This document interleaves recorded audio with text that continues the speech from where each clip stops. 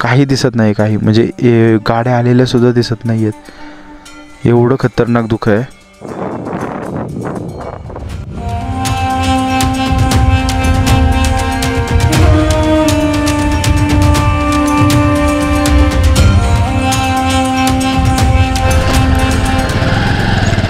नमस्कार मंडळी, इंडियन फिरस्तीमध्ये तुमचं सर्वांचं स्वागत आहे. Vlog number 6. या व्लॉगमध्ये आपण आज सिंहगडची भ्रमंती करतो आहे.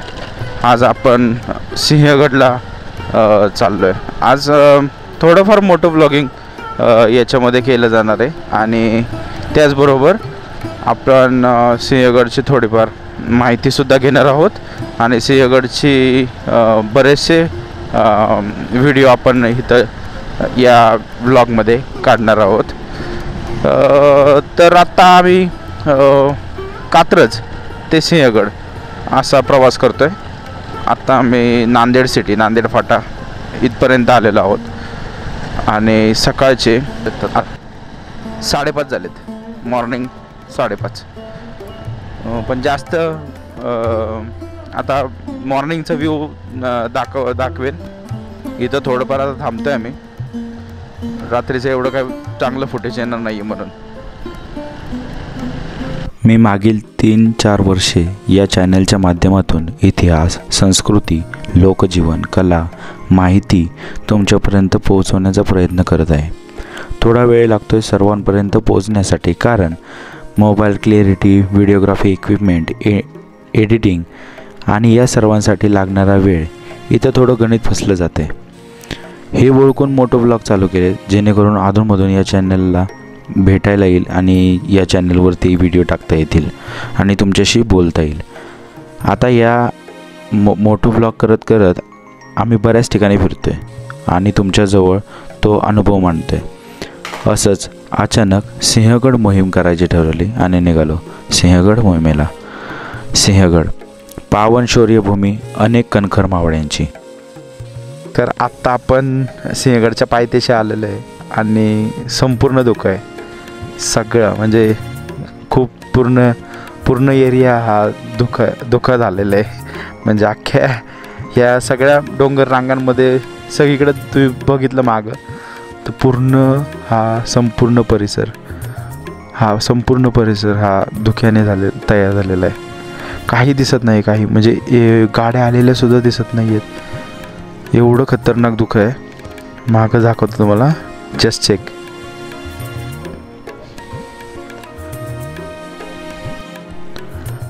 एवढं भारी वाटतंय ना. आता आपण वरती सिंहगडला चाललो आहे. आता वरती जाणार आहोत. आता लगेच पोचूया. वरचा सर्व व्हिडिओ आता इथून पुढे संपूर्ण हा व्हिडिओ आता मोटो व्लॉगिंग नाही होणार आहे. थोडंसं मोटो व्लॉगिंग सकाळी आपण केलं. आता जाताना आपण थोडंफार मोटो व्लॉगिंग करूया. पण आत्ता आपण सिंहगडची संपूर्ण चित्रफित आपण रेकॉर्ड करणार आहोत.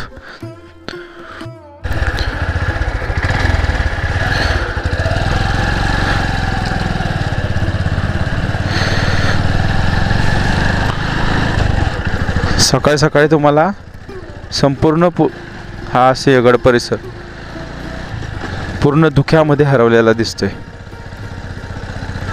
हेच फील करण्यासाठी मॉर्निंगला म्हणजे सकाळी आम्ही निघून आलेलो आहोत. एवढं भारी वाटतंय ना. म्हणजे सिंहगडचा हा संपूर्ण परिसर विचारसुद्धा करू शकत नाही. इतकं भारी वाटतंय ना, खतरनाक. म्हणजे विचार करू शकत नाही एवढा भारी. हे विसरू शकत नाही आम्ही. आणि इतकं म्हणजे असं एक्साइटिंग वाटतंय ना, भारीच. तर आता आपण गाडी पार्किंगला लावणार आहोत. पूर्ण सगळीकडे 4 व्हीलरचेच पार्किंग आहेत. 2 व्हीलर कुठे आहे पार्किंग? 2 व्हीलर पार्किंग करूया आपण. आणि आता हा संपूर्ण व्हिडिओ सिंहगडचा चित्रफितचा आपण रेकॉर्ड करणार आहोत.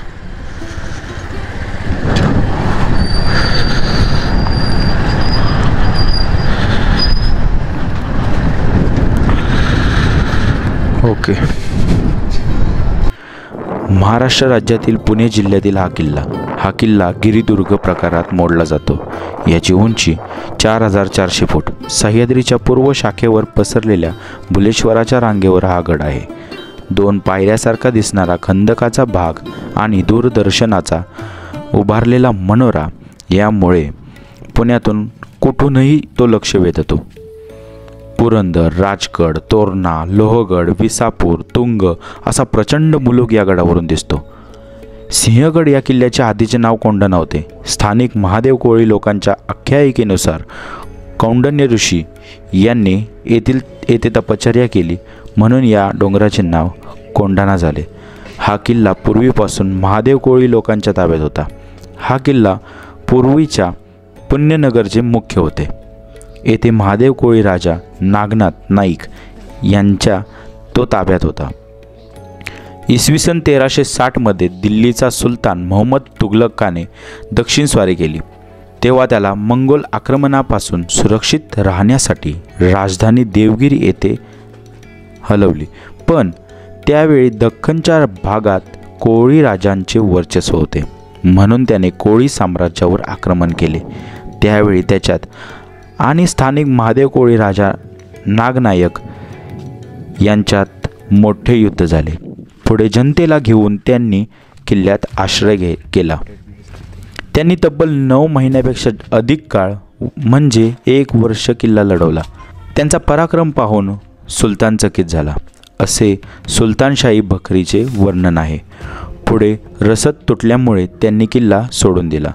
दरवाजातून पुढे आल्यानंतर आपल्याला टिळकांचे निवासस्थान बघायला मिळते.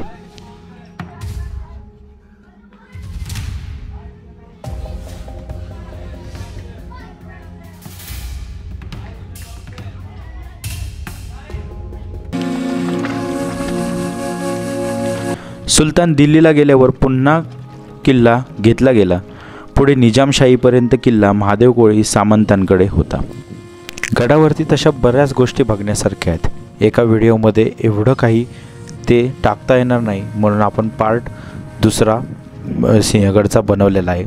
त्यामध्ये आपण छत्रपती राजाराम महाराजांची समाधी, गडावरचं नैसर्गिक सौंदर्य आणि तानाजी मालुसरेंचं समाधीस्थान आपण या पुढच्या पार्टमध्ये दाखवणार आहोत. तोपर्यंत धन्यवाद.